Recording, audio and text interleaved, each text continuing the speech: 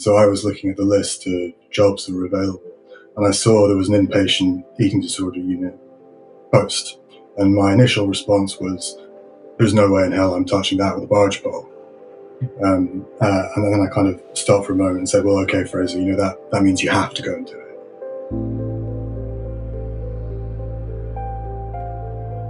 I remember you saying once that eating disorders is an area of psychiatry that people don't want to touch. What made you say that? For most of psychiatry, your main tools are using medications, types of therapy, and the Mental Health Act.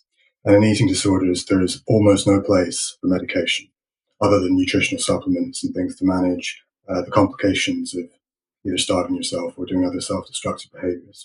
So I think that, you take away a very big part of the psychiatrist's arsenal when you say, no antidepressants, no antipsychotics, no whatever's here. So really what it leaves you with as a clinician is you and your clinical self.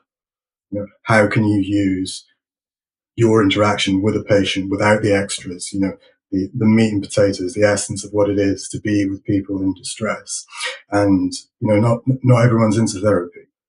And for people who don't have that stream to their practice, they can feel lost and hopeless and like that they've got nothing to bring, even though that's not true. And then, of course, there's the big elephant in the room, which is that Anorexia Nervosa, especially, has the highest standard mortality ratio of all mental illness. That's scary because it's not just the complications of starvation and the other behaviors that kill people. These patients do also take their own lives. All that's fairly PC, and most people will say that to you. What slightly is a little bit more controversial to say is that there is something about the pathology itself which evokes a kind of split response in the people around the individual. And so what you tend to see is that the people around the person, be it families, friends, clinicians, without consciously intending to do so, they can be invited into roles where they're either seen as the villain, somebody who's either responsible for what's happening or more commonly for withholding a treatment, whatever that might be. And also what can happen is people can get invited into being the white knight, being a savior. And of course, those two positions are two sides of the same coin. It's what in the therapy world we talk about idealization and denigration. And, as a psychiatrist, you get quite used to being denigrated because you have to oftentimes hold difficult boundaries. Navigating all these things together is difficult, but it's also part of the appeal of working in this area. I like that I'm not seen as a sentient prescription pad or someone who's expected to lock people up. I like that I have to use myself and what I've got in terms of how you are with another person and how you manage all the difficult feelings within yourself that the distress of another creates. Given how challenging it all sounds, what were the experiences that you had while training that inspired you to want to work with people with eating disorders? When I was in SHO doing my core psychiatry training, you could request certain rotational placements within the training. And so I was looking at the list of jobs that were available, and I saw there was an inpatient eating disorder unit post. And my initial response was, there's no way in hell I'm touching that with a barge pole. And then I kind of stopped for a moment and said, well, okay, Fraser, that means you have to go and do it. So really it was that experience, because I turned up and I found that I really got the patients. For many people, especially with severe or long-standing anorexia nervosa, there's a very prominent dynamic where they are essentially consumed by fury, but it's a fury that they're terrified of inhabiting. So there's this kind of double bind, and I could understand that in a way that made sense to me. And I find it really helped me get to know the people who are stuck in that very sticky dilemma themselves. In what way do you think you could understand that? For a lot of people who experience severe mental illness of whatever sorts, is this feeling of stuckness and of being trapped. And I think people can find huge amounts of relief in just being met in that dilemma, having someone really feel, this feels like there isn't a way out of this. A way out does come, and there's a Jungian concept called the transcendent function, where the ability to tolerate two seemingly irreconcilable differences within the mind can itself produce a solution. In a strict medical model, symptoms in the mind are seen as no more than sort of biological epiphenomena. So maybe a bit related to do with the chemicals in your brain, then this thing happens. That's just not good enough. Symptoms in real people in the real world, they have meanings, and people relate to the symptoms. And oftentimes the symptoms are, well, whatever the symptom happens to be, is the individual trying to find a way to resolve this seemingly irresolvable dilemma in a pathological way. So what are the broad categories of eating disorders that you encounter, and what defines them? There are three main eating disorders, groups of eating disorder, and a couple of other ones which are more difficult to define and a bit more difficult to understand. The eating disorder that gets the most airtime is something called Anorexia Nervosa, not to be confused with the term anorexia, which is just a medical description of not eating, and you can not eat for a million reasons. So Anorexia Nervosa is a crippling fear of fatness and weight gain, even when a person can be on their deathbed due to starvation. What it feels like to live inside the mind of someone with anorexia nervosa is it feels like you're in a universe that's completely dominated by rules.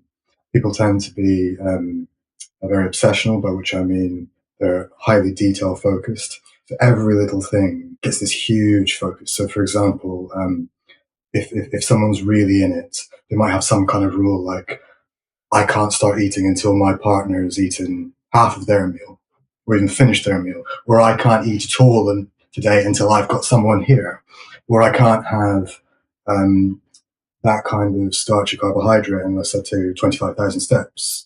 And what you tend to see is as the disorder becomes more and more severe, or as people rather get lower and lower in weight, that tight control, those rules become more and more severe and extreme, and there's kind of an acceleration.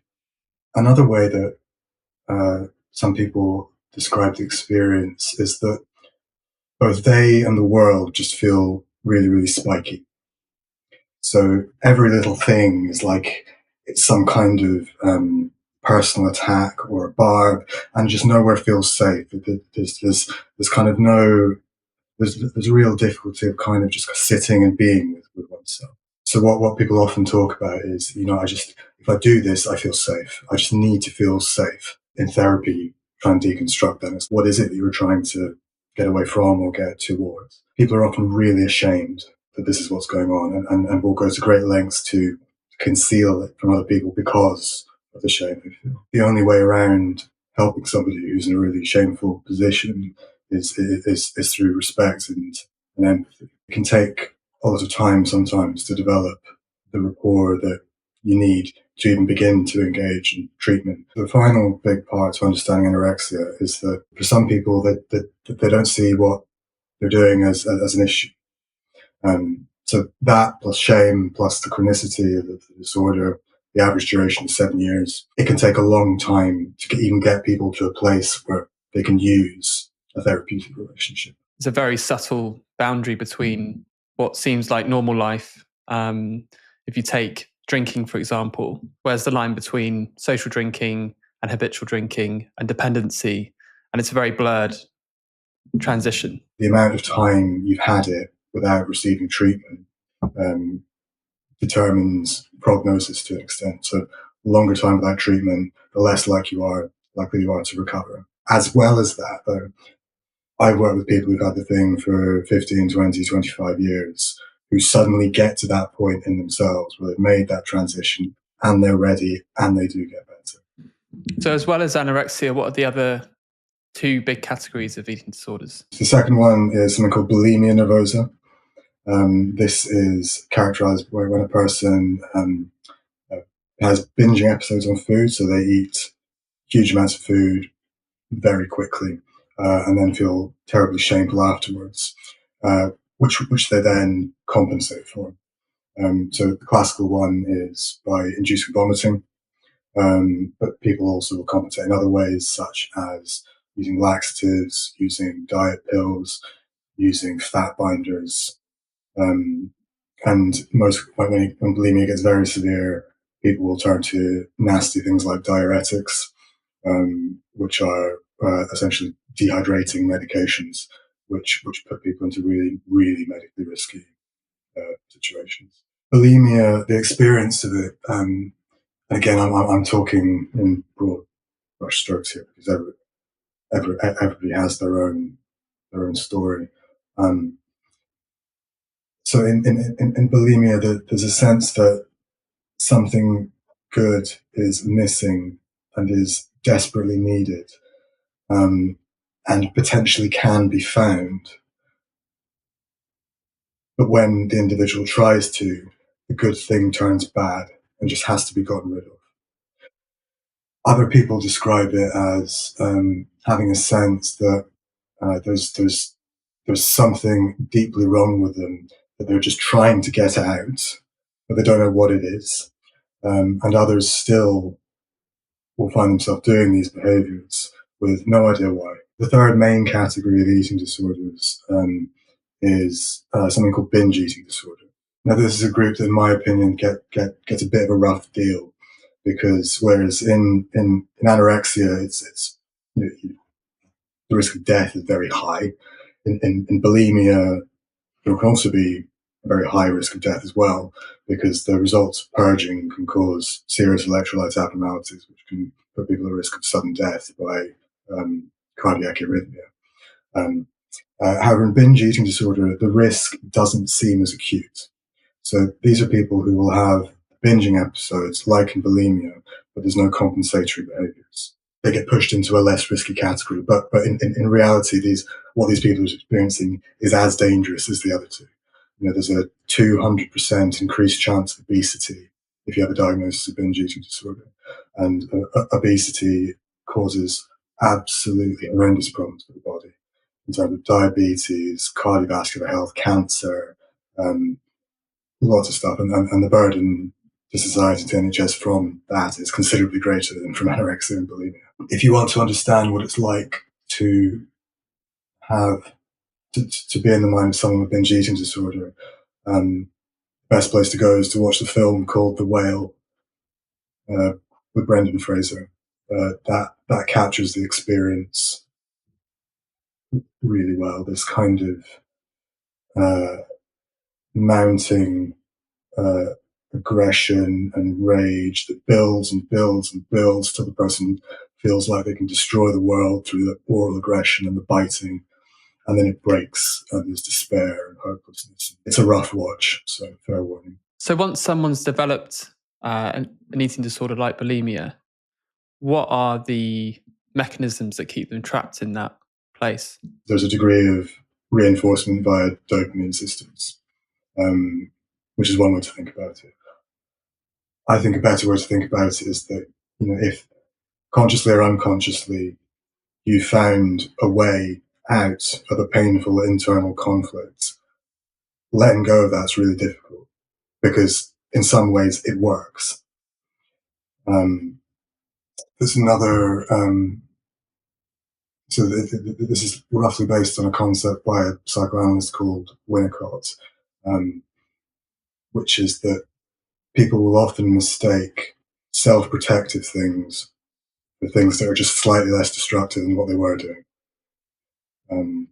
And letting go of that thing, that seeming way out of a really painful thing, even if it's killing you, can feel almost impossible. And indeed, with some of these guys, especially the anorexia group, they would literally rather die than give up their defense mechanism. And that's not hyperbole. They would prefer the certainty of death than the uncertainty of what it would be like to go back to the conflict and strife. Have you seen the Freddie Flintoff documentary, Living with Bulimia? No, I haven't. That's a really interesting exploration of, in his case, the oscillation between feeling like you're making progress and then getting sucked back into it, and that you can't let it go. And the really powerful and shocking thing is at the end of the documentary, where he's seemingly done all this work, interviewed all these people, doctors and mental health professionals and friends, and trying to understand himself. At the end of the documentary, it kind of ends, and then it says 6 months later, he's there at home on an exercise bike. He's been pedaling for like 2 hours and he's just razor thin. And he just hasn't escaped. Yeah. I mean, the real that's a very common experience. These things can often can turn into lifelong illnesses, and sometimes it takes people many goes around the cycle. Is the phrase that often gets thrown around, of coming in, of attempting treatment, of making some progress, and then of losing it all again. And for some people, that oscillation can be around a line of progress, but sadly for others, it can be a line of deterioration. What are some of the lesser known eating disorders? There is something called OSFED, which stands for Other Specified Feeding or Eating Disorders. And what that kind of means is that there is a mix of symptoms between anorexia and bulimia.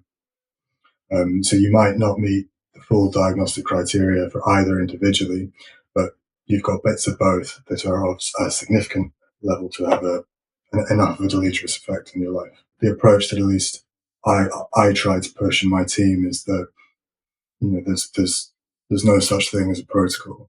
Everybody's different, and we need to be delivering care to people based on their specific needs, something which we call their formulation, or the best hypothesis we currently have for what's driving the difficulties. The other big one you'll hear talked about is something called ARFID, which is Avoidant Restrictive Food Intake Disorder. What ARFID is debated, put it that way. Some people, rather than understanding it as a classical eating disorder, understand it more in terms of a developmental disorder of childhood.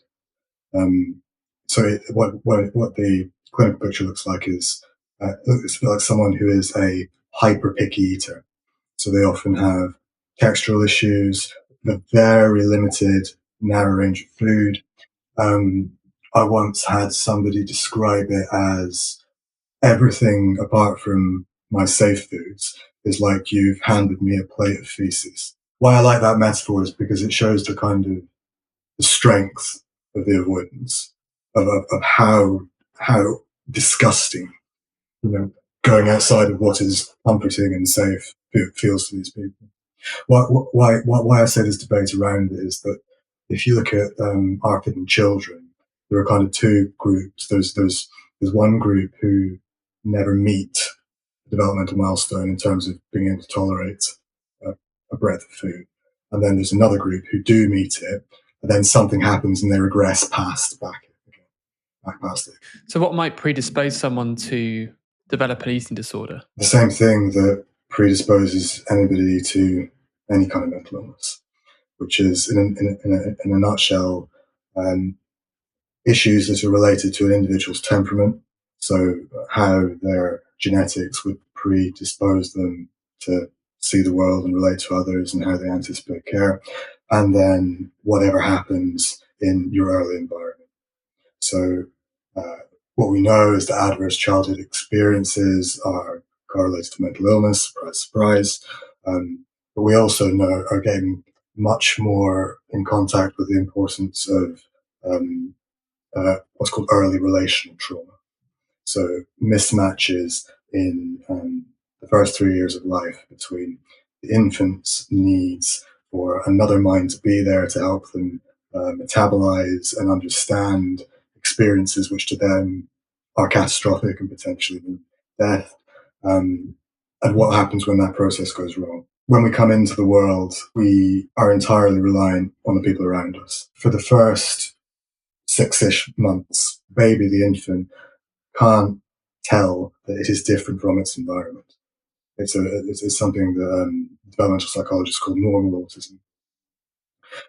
So the process of early development, or of becoming a person, is learning to discriminate between the baby as its own self and the environment as being something else.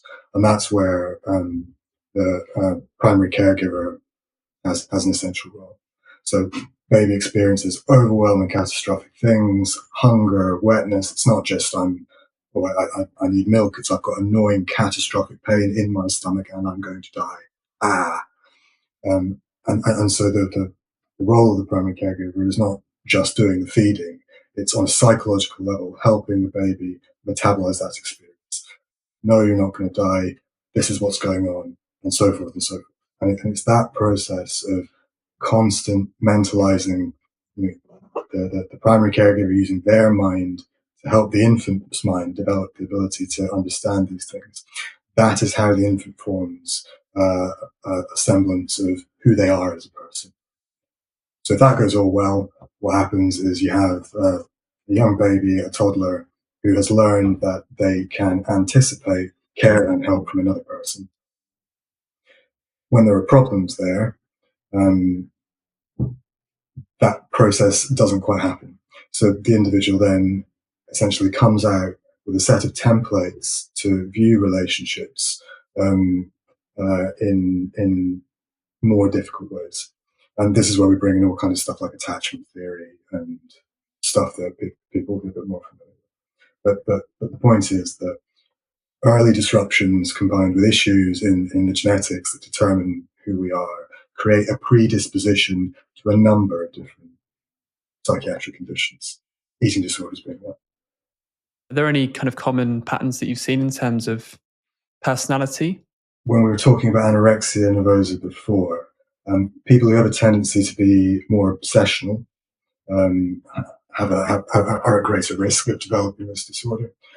Same with those who, by their nature, and the kind of pattern that we're talking about early experiences forming templates for relationships. If you're more inclined to be sensitive to humiliation or to see the world as inherently spiky, that also predisposes you. The other bit that's important with eating disorders is that there's a dual peak of when they start. The first one is at early adolescence, and the second one is in late adolescence. So there's something about what happens when the body starts to change and how that can leave people feeling out of control, how it disrupts how you relate to your body.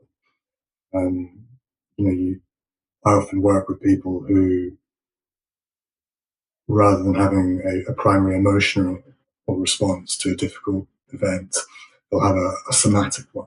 So, for example, they'll start to feel like their stomach's expanding.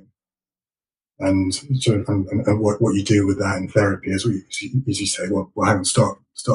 Let's try and think about what you're feeling, what's going on that's driving this bodily experience. So you can move things from the soma back into the psyche, where we can work with them and understand them and find a way to manage them. When you start working with a new patient, what are your initial aims? And what do you think is critical in terms of building the relationship? So generally, say if someone comes and is referred to the service, the first thing we want to know is, medically, are they safe enough? Because I mean, especially post-pandemic, the severity at presentation we've noticed has gotten considerably higher. So it's not that abnormal that the first contact we ever have with someone, they might be down at a BMI of sub 14 sometimes. So first we need to know, do they need hospital now to stop them potentially dying? So once we've established that and we've got some kind of safeguards around the medical risk, then we move towards assessing someone to try to find out, okay, what kind of difficulties have we got, what might be useful. And then at that point, once we've got that information, we then take our understanding of their difficulties, look at the treatments we have available, and see how they best marry up. So that's me thinking as a psychiatrist. From a therapeutic perspective, um, I at the moment I only work in using psychodynamic psychotherapy and psychoanalytic psychotherapy. So if I'm seeing someone in that modality, it becomes about uh, establishing a relationship through being a containing presence, um, and without getting into sort of the nitty gritty about how you do that kind of therapy, it's not too different to anything else. You know, you meet. Sometimes you have a 3-session assessment period. You try to work out, can a person work in this way? Um, is there some sense that we can have a therapeutic alliance, and other vague goals? Of course, when we're talking about long-term work, you know, the shortest we're really thinking about is 40 sessions, and the longest can be, you know, sometimes 2,000 plus if you're looking at full analysis over a 10, 15-year period. Um, so really, you can get a whiff of what some goals might be at the beginning, but it's a hell of a lot of time for stuff to change and develop, and indeed part of the method is not knowing. What would be an example of a breakthrough that someone could have in the therapy that would break the cycle and maybe change the course of their illness? If you go back to my analogy about babies and the primary caregivers, where there's some kind of mismatch or some disruption in that process, the idea is that you're kind of going back to that and doing that with people. You're giving them an experience of another mind that can, firstly, bear their distress and not be destroyed by it, which is a lot of early work with people, but also that can make some kind of sense of it, some meaning from the difficulties that they're having, and give that back to them. And the idea is that over time, that process gives them an experience of a good enough caring other that they can internalize and try to build new ways of being with and understanding who they are. That's why it takes so damn long, because it's a really slow process.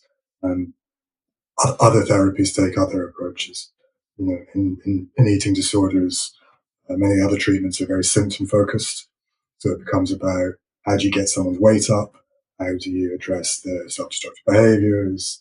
A bit about identity outside of just being someone with an eating disorder, because another big factor is that um, you know, the individual experiences the eating disorder is kind of like a persecutory friend in their mind. You know, he's like a companion, but also somebody that berates them and demands all these things in a non-psychotic way.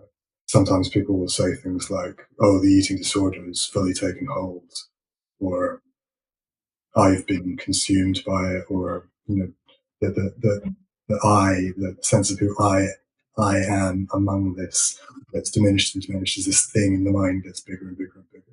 What is it like to sit with someone when that other side of them has grown and inflated to the point that you've just described, and the person that they were is now, you know, trapped inside in a way? And is the aim to try and extract them out again? They're very interesting places, eating disorder units, because you have the psychological mechanism that you're describing, of kind of the personality being somewhat subsumed by the thing. There's also the physiological effects of starvation, being low weight, which are the suppression of emotion and increasing rigidity and obsessionality of thought. Um, so the experience of being someone who's very low weight and very in it is that they're almost not there. There's a kind of blankness and absence. Um, you can talk about distressing things, but it doesn't. It's not registering in a way. And then what you see as a person emerges more, and or they gain a bit more weight, they get access to more of their feeling function again. So, you know, some people think that you can't do meaningful therapy down a very low weight. I don't agree with that, but I understand what they're talking about in terms of just the emotional response not being as available. I've known someone who's had anorexia, And the difference between obviously how they look at low weight and at healthy weight is very dramatic. One of the really rewarding things about the treatment is you kind of don't know who that person is when they walk through the door. And you get to know them and you kind of discover them as they recover. Absolutely. I mean that's what I loved.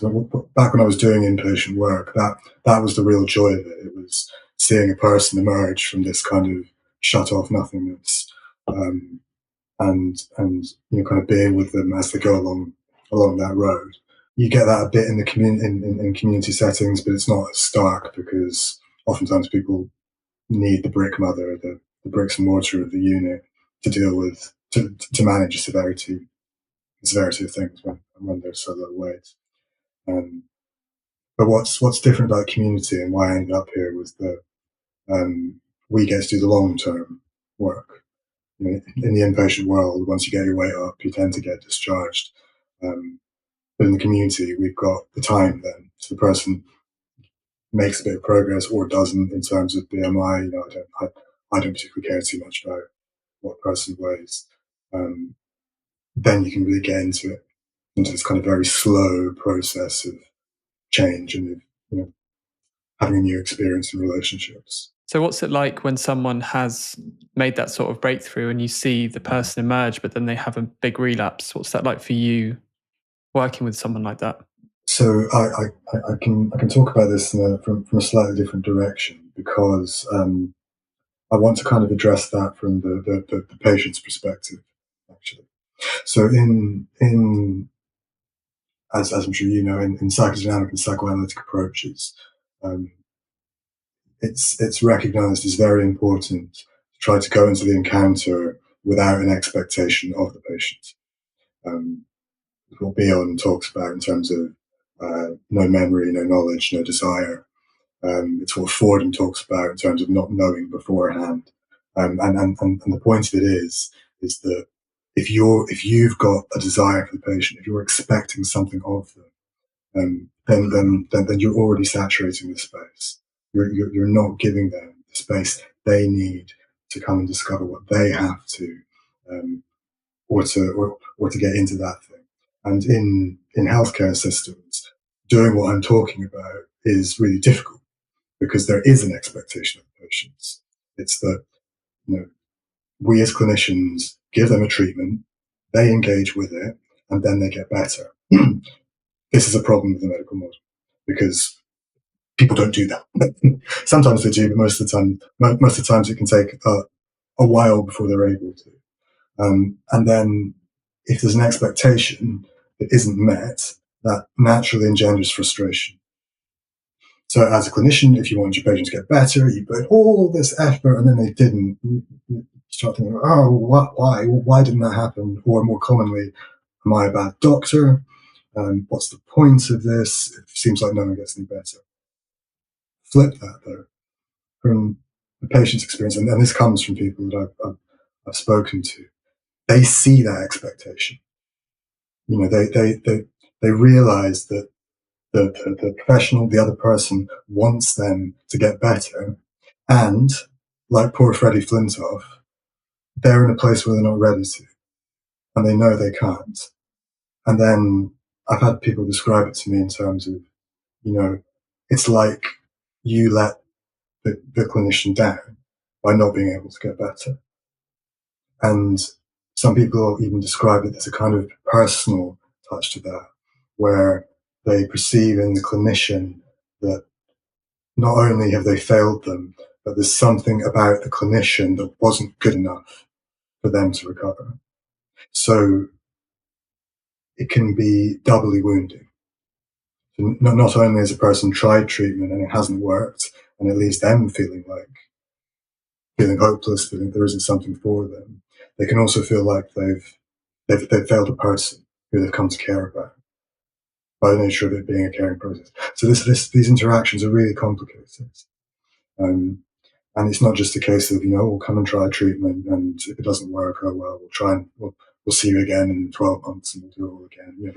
There's complex meaning and dynamics that get set up between not only the people who seek care and their relationship with themselves, but also the people who deliver care. No, it's fascinating that the idea that your genuine desire for someone to recover can actually be inhibitive to them in some way. And like you keeping a handle on that is really important. And I also was wondering whether the patient knowing that you have a strong desire for them to get better hands them some control over you in some way. Certainly. It's really important to always bear in mind that things like desire, like frustration, like punishment, because punishment is a part of this, punishment of the self, punishment of the other. Most of the time we're talking about unconscious processes. So this is not something that a person's choosing to do, it's something that they find themselves in. And the role of the clinician there is to try to help them understand what's going on and why. How is it that you work with the families and loved ones during the treatment? Obviously, the parents, often the primary caregiver. So what role do they play in the treatment process? Carers and families are a really important part of treating eating disorders. Indeed, if you look at the recommendations for children and adolescents, family therapy is the mainstay of the intervention. The systemic therapists, some of them will even describe eating disorders as a disorder of the family. And what I mean by that is certainly not to attribute blame, although we can't forget that abuse happens. But in the majority of cases, it's this unconscious stuff that I'm talking about, where the eating disorder often serves a function for the whole family. So a really common and sad situation that we see is there is difficulty in the parents' relationship that the child perceives, and through being ill, the family has a focus. It manages some of the conflict that's going on elsewhere, whatever it might be, because everyone's got to come together and look after the child. As people, we don't exist in isolation. We're always in some kind of group. So the pathology of an individual can also do something for the whole system, the whole family, the whole group. So we can think about it in terms of what's going on for them, but also what's going on for everyone. Because the things that keep the thing going will be both in the person's mind, in their immediate relationships, and within the whole family. So what we do in our service is we offer family therapy. We work with adults, and we also have various care support groups to try to help people both navigate the difficulties of supporting someone with an eating disorder, but also to help them identify common traps that systems can fall into. What are the factors outside of the family that might be weighing in here? A big and obvious one is pandemic. Adolescence is the time in life where you go out and get in trouble, essentially. Your horizons expand, you test rules, boundaries, and you go out there, and it's a really important, healthy, normal part of development. For many people, that was stolen, literally, in terms of being forced to stay at home and the impact that had on their relationships and their ability to go out. What we're seeing now is possibly the result of what happened to that group of teenagers. There's a clear spike in referrals across the whole board post-pandemic. For a long time, madness was a form of social control.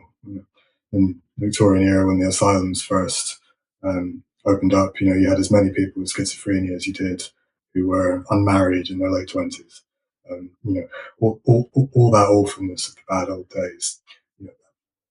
What I'm trying to say is that mental health systems, whatever they may be, have always held a role for what society does with the people that it can't tolerate, which it also even creates. The fact that we live in a post-capitalist society where the function is on people working, the fact that we're in a cost of living crisis, so parents have less opportunity to be home. What about the role of social media? Yeah, very interesting. There's good data out there which shows that unhealthy use of social media is positively correlated with the development of eating disorders. What social media does is it presents an idealized view of yourself to other people, to which they compare their most shameful aspects of themselves. Very prominent dynamic anorexia nervosa. The comparison, it fits in with the kind of rule-based stuff that I was talking earlier. Um, and when you're working with people, when they find themselves wanting to get off Instagram or Facebook or wherever it is, that's when you can be fairly sure that something's moving in their mind, and you're onto some kind of healthier way. What are the most important changes that we as society could make that would maybe help combat the rise of eating disorders? There are some simple answers in terms of, awareness is a big one. We try to go out and train GPs, try to have inreach into schools and universities where these things are common. There are a couple of big charities in the UK which have various drives to try to improve awareness and education about these kind of things. Attitudes to things like maternity leave, pay, and time off, addressing the cost of living crisis. There's a particular risk of people developing eating disorders at late adolescence. And maybe that's the same time that they're first getting onto social media when they're, 11 to 13, that kind of age group. So would you, for example, be in favour of restricting their use of social media up to the age of 16, as has been proposed, for example, the TikTok ban? There's a good argument to do that, for all the obvious negative impacts, especially of short form, low quality content like TikTok, in terms of what that does on a person's ability to be able to concentrate across the board. But at the same time, to me, the whole point of therapy is about freedom. It's to help a person find some sense of freedom and agency from their internal conflicts so that they can go out and make a choice about how they want to live their lives. And what that choice is no one's business but their own. And that includes choosing to live in long-term illness, actually. So it's difficult to support something which restricts freedom to that extent. And at the same time, we also know that those kind of public safety interventions, which is what makes a difference. The greatest effect on suicide that any intervention ever had was the restriction of the amount of paracetamol you can buy in one go. What does the future of treatment in this field look like, and where would you like to see things go? I can tell you sort of the reasonable ones, and I can tell you my sort of mad thoughts about it. Over the last 10 years especially, there's been a real drive to move towards earlier interventions. It's called the FREED model, Freedom from Eating Disorders, which comes with specific targets about when you need to get a person seen, assessed into treatment, and that demonstrates better outcomes. So I can see what I think would work practically would be sharpening that up. So, for example, in our service, we've absolutely cleared our waiting lists. The knock-on effect that has in terms of safety is massive. So, for example, if you've got a patient who's sitting on a long waiting list for assessment or a long waiting list for treatment, they're likely going to be quietly deteriorating, and you're not going to know about it. That requires money and people who want to do the job. So there always needs to be more funding because we're chronically underfunded in mental health. But also we need to find a way to improve our recruitment and retention. Common dilemma, you've got a service that's failing, that everyone's trying to prop up, super long waiting lists, not enough staff, and they need a consultant psychiatrist. Are you going to go and work there? Otherwise, go and work somewhere where the team's much happier and there's a greater variety of interventions, and you can do more of the things that you think are important in treatment disorders. It's a self-fulfilling prophecy. In terms of what I'd like to see, I'd like to turn the entire stepped care model on its head. So what the stepped care model is it's an economic model for healthcare, where essentially you try to do the absolute least for the absolute most. And in reality, what that looks like is the first time you present with a treatment, you get given the lightest touch intervention possible, usually by someone who's relatively less trained. Then you go away. And then if you come back and you've still got problems, then you get slightly more intensive, and so on and so on and so on and so on. But if we remember back to our talking about how patients can feel hopeless with successive treatments that haven't done anything, I think this whole model actually does a lot of harm. And in an ideal world, what I would see is that the first intervention a patient gets is a nice long one. So 18 months, 2, 3 years, high quality, relational based therapy to give them the foundations to work on. Then, if they need specialist symptom focused interventions, you do that on top. It's actually more technically demanding to deliver short term therapy because there's a million different ways you could go. You've got to know which one is the person thing for that person in the short period of time you have. The whole system's backwards. What changes have you noticed in yourself having done the work that you've done? There can be this sort of myth among therapists that the idea of a good therapist is someone who themselves has essentially achieved Zen or enlightenment or can bear any strain and you see these awful channels where people are talking about getting up at 5 a.m. and praying for half an hour, then doing a 10K run and then hitting the gym and then blah, blah, blah, blah, all that kind of completely unachievable way of living. But to me that's not the reality of what good quality therapy is. It's of being able to be with someone and to be profoundly affected by what they bring. Obviously not bursting into tears in front of them or anything like that, but to let somebody else's pain move you and affect you, and then to use it in the service of them. So allowing yourself to be deeply touched without self-disclosing, without making it all about you, that's what makes this thing work.